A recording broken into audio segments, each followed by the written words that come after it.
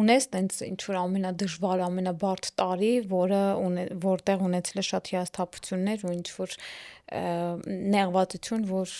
կարողա չհերի քեզ գործին։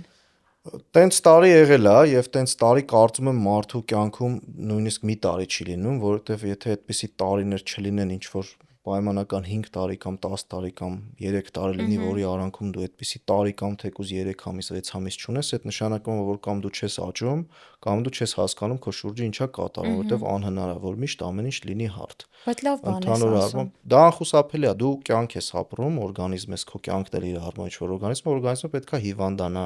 սովորի այդ հիվանդության դեմ պայքարել, հետո դրանից դասեր քաղի, որ գոնե նույն հիվանդությամբ չհիվանդանա, որտեղ կյանքում լիքը հետաքրքիր հիվանդություններ կան, էլի, կարելի է հերթով իրանցով հիվանդանալ եւ դրանից դասեր Կբուժվի, հա։ քաղել, սովորել։ Եթե դու դնես նպատակ քեզ, որ քո կյանքում պետք է ամեն ինչ լինի գլատկի, հարթ երբեք չի լինում, հատկապես բիզնեսում, էլի մենք այսօր ապրում ենք մի աշխարհում, որը որ թե առաջ փոփոխությունները նման լինում էին, չգիտեմ, 20-30 տարին մեկ, հիմա դու ամեն ամիս այլ իրականությունում ես ապրում։